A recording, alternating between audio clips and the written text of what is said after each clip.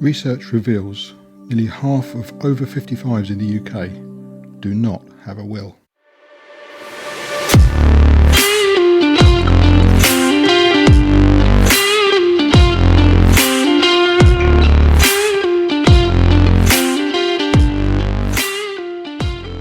My name's Stephen Hooper, and in today's 22 Plus Y podcast we're diving into a topic that might not be in the forefront of your mind, but it is incredibly important, and that is making a will. Specifically, we'll be talking about why making a will is crucial for men in the UK and the process involved. We're going to answer some of your questions. Let's go. First things first, let's understand why making a will matters. A will is a legal document. It ensures your wishes are carried out after you die. It's not just for the elderly or for the wealthy. It's actually for everyone. Regardless of age or financial status, we all need to do a will. By making a will, you have control over how your assets are distributed, and you can provide financial security for your loved ones. Guys, the reality is that we often find ourselves shouldering the responsibility of being providers and protectors for our families. That's our general role. Making a will provides certainty should you die unexpectedly. You have the power while living to decide who gets what, whether it's your family, your friends, or even a charity of your choice. A will also helps to minimise potential conflicts among family members, providing clarity and reducing stress during what generally is already a fairly difficult time. So let's have a look at the process of making a will. Let's actually delve into the process and see what's involved. In the UK, there are specific legal requirements to create a valid will. And whilst there are alternatives, I strongly believe that it's best to seek professional legal advice to make sure everything's been done properly. A solicitor or a will writing professional can guide you through the process, making sure your will is both legally sound and it reflects your wishes, your intentions. When you make a will, you'll need to consider several key elements. Firstly, you need to appoint an executor. The executor is the person that will carry out your wishes and handle administrative tasks, etc. once you've gone. In my case, I chose to appoint a solicitor that could also act as an executor. And the reason for that was that they would be independent and therefore an unbiased decision maker. The solicitor that I chose makes no initial charge for being appointed as executor. What they do is they take a fee from the estate, so there's nothing up front for appointing them as executor. In my case, the costs of acting executor in 2020 were estimated to be between £1,200 and £1,500. And the reason for that is that I also own a limited company. It's a very small business, but I own a limited company, and that has to be closed down. The assets sold off and the bank accounts closed, this kind of thing. So they're lumping that into the cost of being an executor for me because I'm the only owner. Someone's got to get rid of the business once I'm gone.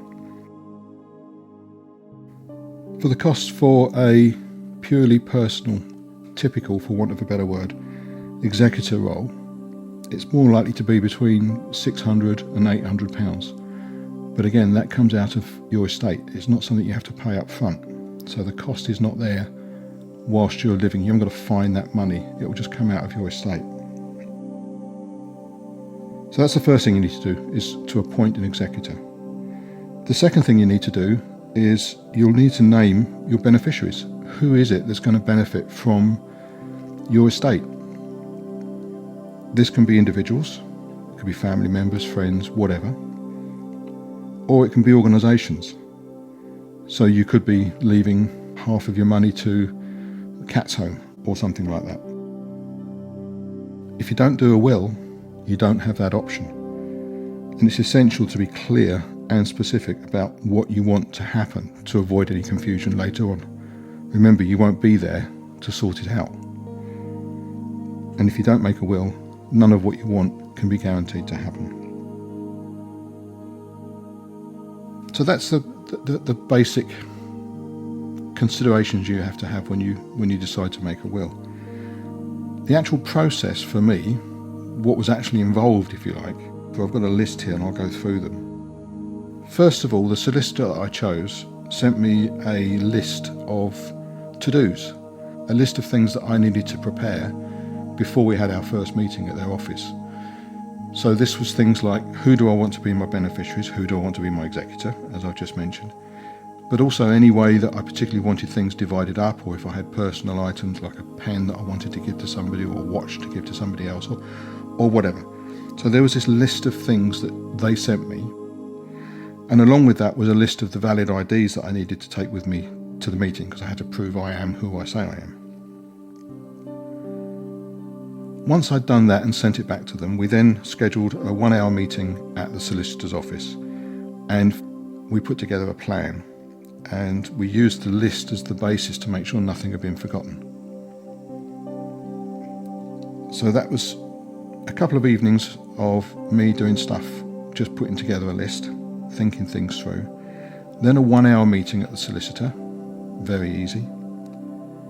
About 10 days later, I received a draft from the solicitors that I could read through and comment. And if I wanted to make any changes or any comments, I could make those changes and then email that back to the solicitor.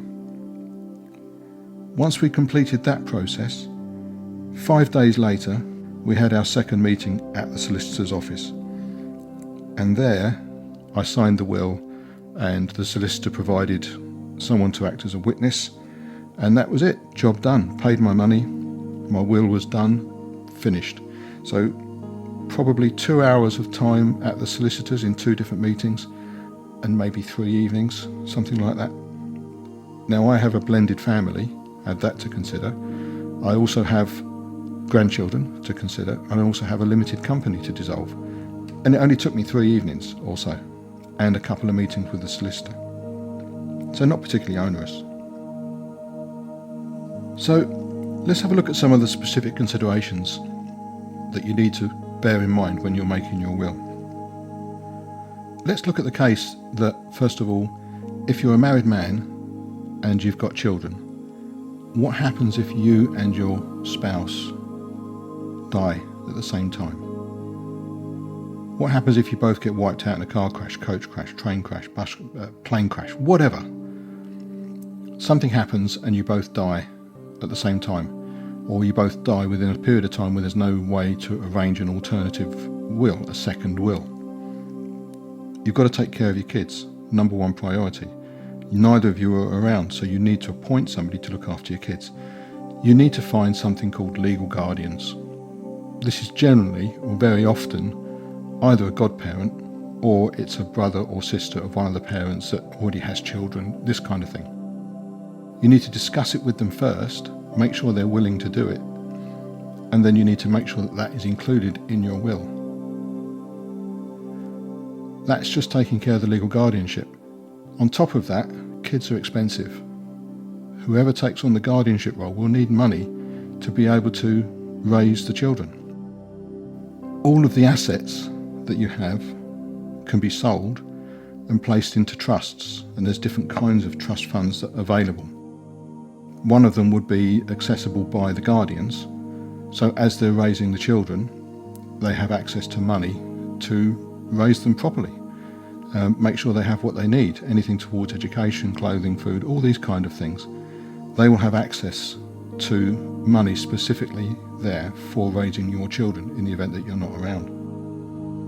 And if there's excess after that, that can be in another trust, which can then be released to the children once they get to a certain age. It's another reason that I believe a solicitor is the right way to go. Even though there are alternatives, I believe a solicitor is the right way to go if you're in that situation. I much prefer that to the DIY route. Now, along a similar theme, you've got children. Blended families are very common in today's society. And if you have a blended family, children from a previous relationship, it's vital to carefully outline your intentions to avoid any potential disputes once you're gone. This was the main reason that I chose to use a solicitor as my executor, somebody independent and unbiased. The reason is I have sons from 2 different marriages, and sadly the marriages both ended in divorce. My second wife, we were together for a long time, and she will obviously be passing her estate on to our 2 sons. So they will get half each of her estate, I'm assuming. But being that we were together for over 30 years, some of that has come from me. So my 2 sons from that marriage will be benefiting from the sum, if you like, that was subsequently divided during the divorce. But they will be benefiting from that sum. From my first marriage, there'll be nothing coming from the half of our joint estate that went to my second wife during the divorce. So I had to make sure that from the first marriage it was even, if you like, across all of my kids, because they're all equally important to me. So I needed to make sure that they all got something that was proportional and fair. That was something that I had to consider because we had a blended family. We now have a blended family that's divorced, and it makes things very complex. Having an unbiased, independent solicitor as executor will help in that. Even though I've covered the main financial aspects, there's other elements as well, and the solicitor will make sure that that's handled fairly, particularly to avoid any fallout between the siblings, between my kids. I don't want them falling out over a camera that's not mentioned in the will, for example, or something silly like that. I don't want them to fall out over who got the camera because of arguments and this sort of thing. I want somebody independent that's going to say, right, this is how it's going to happen, and if you don't like it, blame me, don't blame anybody else. And I wanted to take that risk away of fallouts between my sons at what is a very emotional time. And as you saw earlier, it's actually not that expensive. The cost for doing that comes out of the estate. It hasn't cost me anything yet. It will just come out of the estate. But I know it will be handled independently and fairly. The thing with blended families, and I do have extensive experience of this, most people, when you talk to them, most couples in a situation of a blended family, will have the best intention when these things are discussed. But once one parent sees assets going to another person's child, because that's what it is, their own opinion will magically change. And all of a sudden they will want to protect things for their children. Not all of your children, because some of yours are from a previous marriage, but for their children out of your relationship at the expense of your other children. That's not fair, in my view. And you won't be there to sort it out. You just won't. Whether you're a mediator or a rule maker, you won't be there to sort it out. So this is why, while everybody's feeling okay and positive and good and everything else, so you get a chance to define in the will how this is going to work. Because when it comes to it, emotions get very, very high. And you can avoid all of this by doing your will and making sure you account for the fact that you're in a blended family. Also to consider is, do you have any disabled family members? Not necessarily your children, but maybe you have a sister, a brother, a parent, somebody who is going to need ongoing support, and you would, under normal circumstances, expect yourself to be there to look after them, to help them as they get older. You're not going to be there. You're not going to be around. So maybe you should consider making a provision for them in your will. And you can do that quite easily, but you can't do it when you're dead. So get it done up front, everything's sorted, and once you pass, once you've gone, everything just happens. You've set all your ducks up in a row, and the solicitor will just come along and go bop, bop, bop, bop, bop, everything in place. Now the other thing is, ironically, a will should be seen as a living document. I love that term. It's not a one-off thing. Jobs change, people change, families change, assets change. You may have grandchildren come along and you hadn't allowed for that when you originally did your will, so you need to keep it as a living document, and you can update it. In my own will, I haven't defined any particular grandchildren. I've defined that a certain portion of my estate will be divided amongst any grandchildren. Automatically, at the time that I die, any grandchildren that have been born in the interim between me defining my will and me dying will be catered for. But it could also be that I lose everything and there isn't anything there to give to the grandchildren, and I have to protect the most vulnerable, so I may have to go back and rewrite my will. So it's a living document. It's something you do, gives you great peace of mind, but you don't just do it and forget it. You need to keep it up to date. So the irony is, the document about you being dead is a living document. Unless you've been through the process of creating a will, there are almost certainly going to be misconceptions. People who have been through the process will understand, but until you've done it, it's quite likely that you won't understand these. So I'm going to go through some of the particular misconceptions, questions, concerns, that sort of thing. The first one is that making a will is very complex and expensive. Of course, if you're going to have professional help to do this, if you're going to get professional advice from a solicitor, there's a cost involved, of course. It's a professional service, you have to pay for it.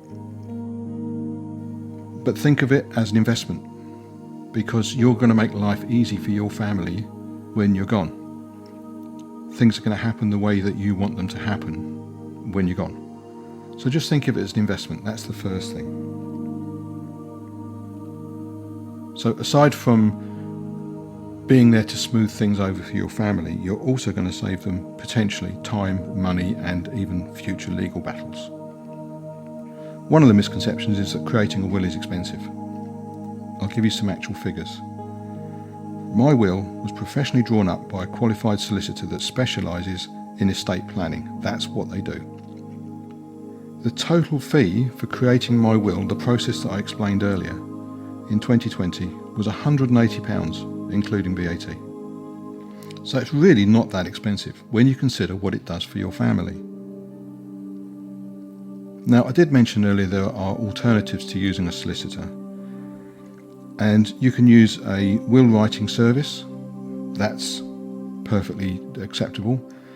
They're not legally solicitors, but they are trained to write wills. I'm not sure of the benefits when I think that I used a legally qualified solicitor that specialises in estate planning. It still only cost me less than £200 for an investment. I think that's just, I don't see the point of using somebody that's not legally qualified. But there you go.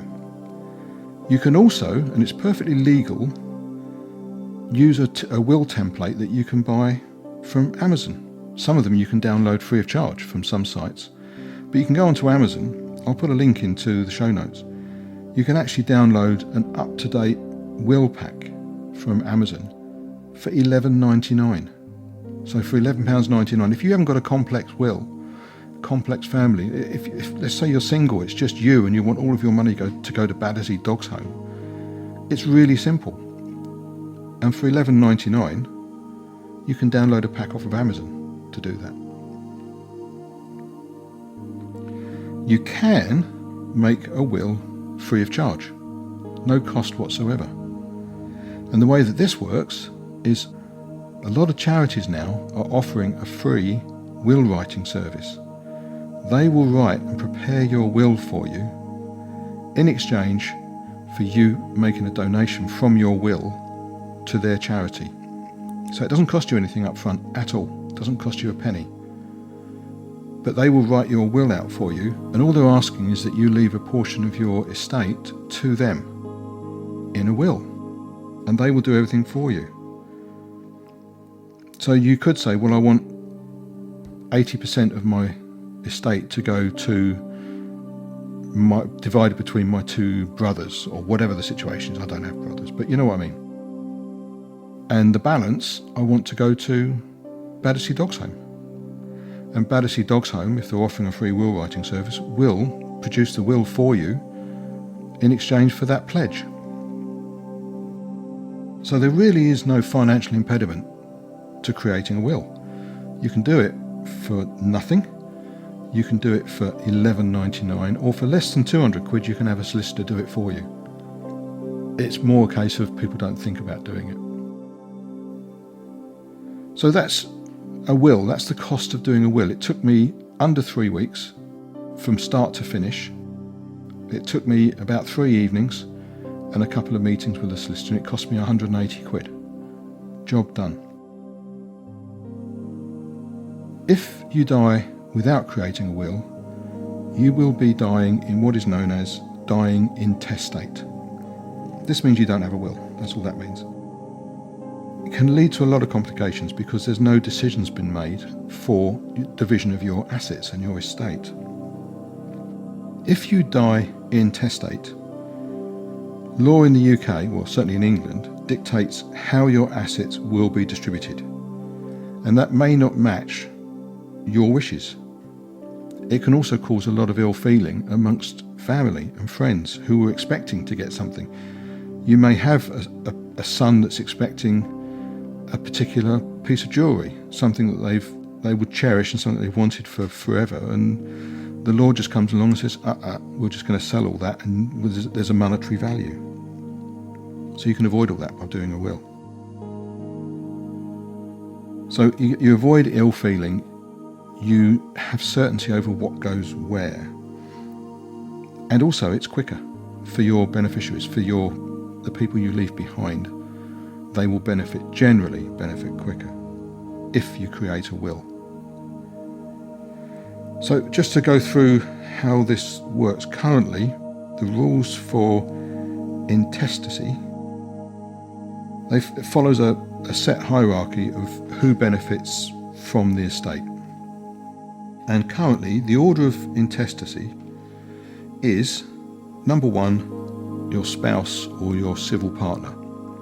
This is not just a partner, this is a civil partner, as in registered civil partner. So, spouse or civil partner. Children and grandchildren, then parents, then brothers and sisters, your siblings, then your grandparents, and then uncles and aunts. So that's the order of preference. So your spouse or your civil partner is at the top of the list if they survive you. Following them will be children and grandchildren. Following them will be your parents, then brothers and sisters, grandparents and uncles and aunts. If you're living with somebody, you're in a relationship with somebody, but you have no civil partnership and you're not married, they have no claim at all. If they have been paying into the mortgage, and if they're on the mortgage as a joint owner, if you like, then obviously they have a claim to what they've been paying in and to their share of property. But if there's nothing like that, they have absolutely no claim unless you create a will. Regarding time, there's no hard and fast rule. There are some guidances that things have to be done within a certain number of weeks from when probate is declared. Probate is the process of your will or your death notice being formally recognised, and then the dispersal of assets being ordered. If you have a will, then it's ordered that the will disperse of the assets as defined in the will. If there's no will, then it will be ordered through probate that the rules of intestacy will take place, and then that becomes how things get dispersed. If you have a will, it can take something between 4 and 9 months. That's the latest thinking that I could find online. If I'm looking at different averages from people and different sources, people are saying between 4 and 9 months if you have a will. So from when your will is entered into probate and the order from probate is given, it's 4 to 9 months before all of the beneficiaries receive what they're entitled to. If you die intestate, it's more like 6 to 12 months. So it's adding a couple of months, maybe 3-4 months to the process, just because you didn't do a will. Now, it may be that some of these people actually need your benefits. Maybe people that actually rely on you, your family, who don't have access to this because you didn't make a will have to wait even longer before they can get access to it. Then your spouse, or your partner in that case, will have full access to the account. But without that, you're relying on probate working quickly if you die intestate. So another reason for getting a will.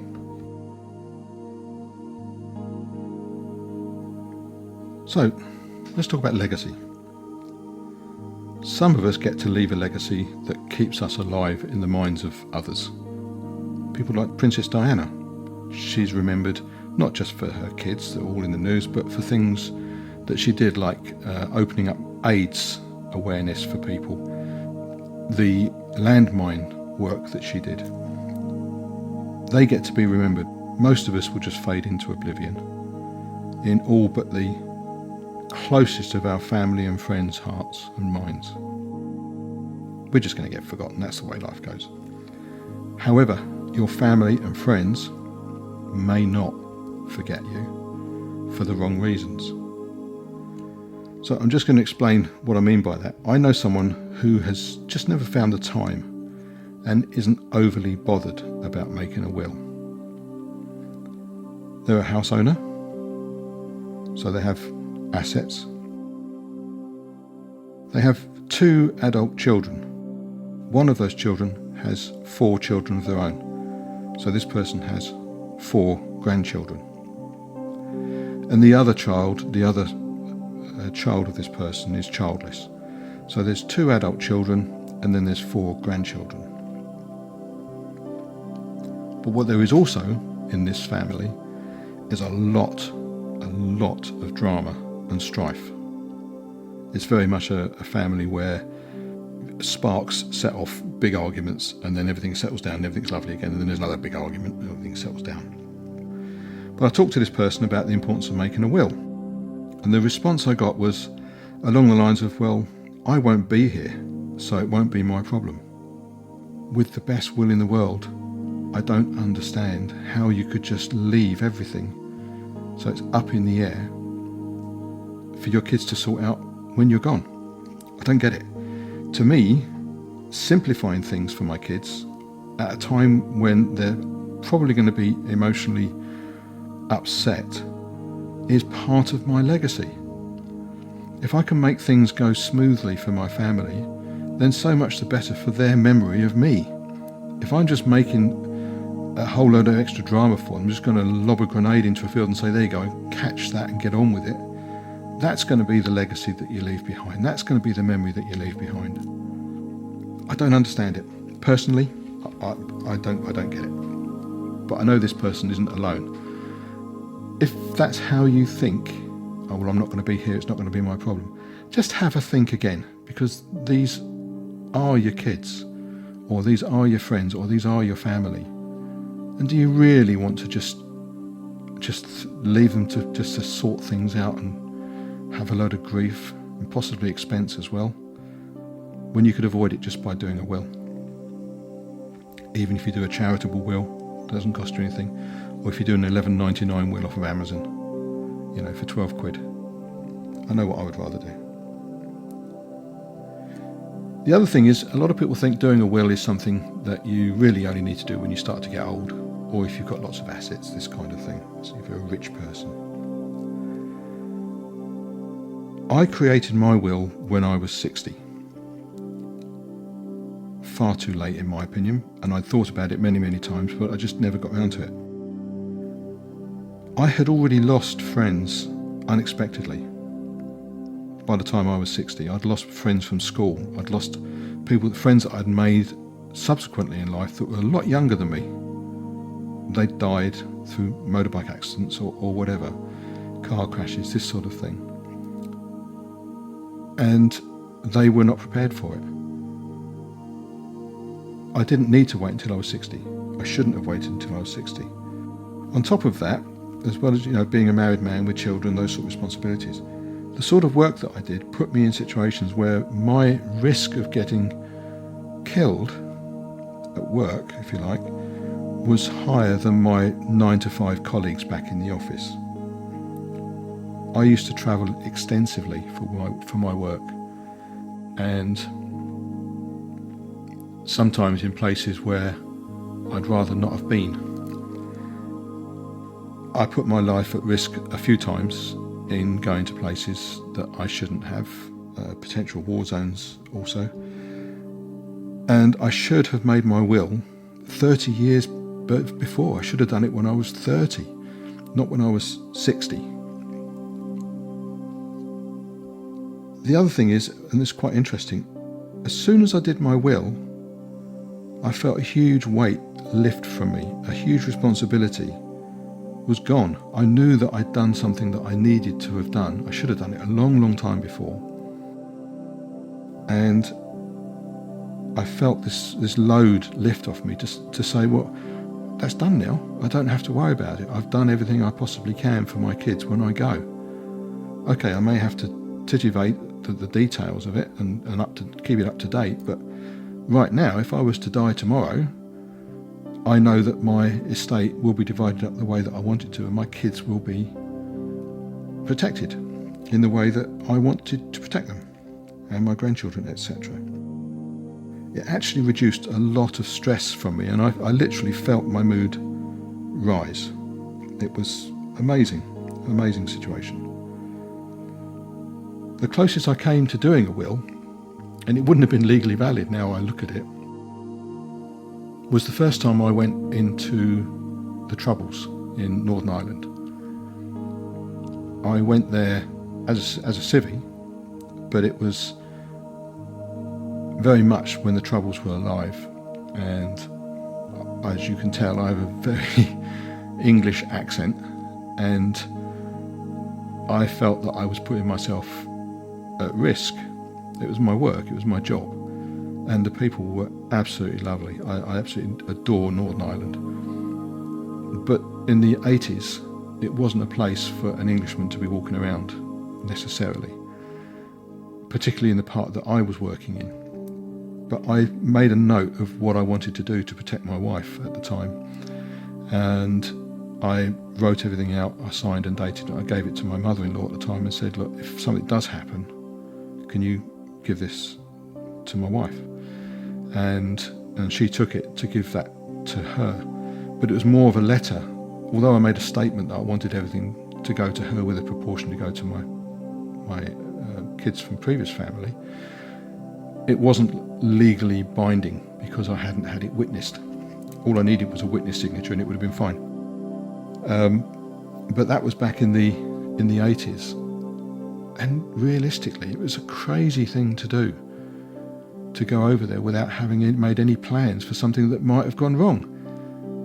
A few times, I went there many times, and a few times I got intercepted by the army patrols while I was out there because of the level of alertness was quite high. And I look back now and think, I should have done a will. It was crazy not to. The thing with doing a will is it's very, very easy to just put it off and think, oh, well, I don't need to do that yet. I'm too young. I don't need to do that yet. Don't procrastinate. Just get it done. It'll cost you next to nothing in terms of money. It'll cost you next to nothing in terms of time. Just do it. The most difficult thing about doing a will is A, getting started, and B, if you have to talk to somebody about being guardians for your children. Because if you have children, you need to take care of that. And that can be quite a difficult conversation. But anybody who's an adult will understand that it's the right thing and the responsible thing to do. So don't procrastinate, just get on and do it. It's never too early to begin. Just get it done. Find a solicitor, ideally one that specialises in estate planning, but any legally trained solicitor can either do it for you or have a colleague that would be able to do it for you. or a will writing service. They can guide you through the process quite easily. They have the expertise to help you navigate the relevant laws to make sure that the will is legally binding. On our main website, 22plusy.com, there's a whole blog section. It's a blog post website, basically. There is a whole blog post about writing a will that goes in line and runs alongside this podcast. And on there is an FAQ section. It gives you a number of reasons why making a will is important, and it answers some of the questions in there. So I'll put a link in the show notes for you. But the FAQ section might be worth having a look through. But let's have a look at a couple of the FAQs while I've got the page open. Why is it important to make a will? Well, as we discussed, it's important because it allows you to ensure your wishes are carried out after you die. Simple. That's the bottom line of a will. Can you make a will without professional help? Well, as I've said, you can do that. It's not mandatory. You can go to Amazon, get a kit. The main things you don't need multiple copies. That's the first thing. It's the one document which is signed, but you don't have to have multiple copies of, but it doesn't hurt to have them. The things you need is you need to appoint an executor. You should speak to them first to make sure they're willing to be an executor. You need a list of the beneficiaries, and you need to be able to say what it is you want to go to each of those beneficiaries. Don't try getting fancy with it. Just say, I want half to go to this kid, half to that kid, or whatever. And I want everything sold to be able to make that money available. Or I want my collection of stamps to go to that person, and my uncle to have my pens, or whatever. Just list the basic item things, and then everything else sold and distributed in these percentaged ways. So you can do it. So you need to appoint an executor. You need to appoint the beneficiaries and say how you want the division done. You need to sign and date it in front of a witness. The witness needs to sign and date it and put their address on to say that they witnessed you signing it, and that they know that you are who you say you are. Once you've done that, that's your will complete. That's it. So you can do it on a sheet of A4, and you can do it free of charge. I wouldn't recommend it. It's just not worth it, but you can do it. How often should I update my will? Whenever there's a significant change is the answer to that. If new children come along, or if you get divorced, definitely you need to change your will if you get divorced. The day you get divorced, have a new will ready, because you don't want to be giving everything away to somebody you've just got divorced from. So definitely change your will the day you get divorced. Any significant changes like that.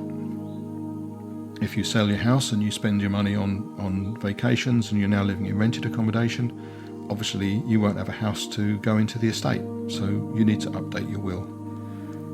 And we'll go for the last question on here on the FAQs is, what happens if I die without a will? Well, as I mentioned earlier, you will be dying intestate, and the rules of intestacy will take precedence. They will take control of whatever it is you've left behind, and it will be distributed amongst your family according to the rules of intestacy in place at the time.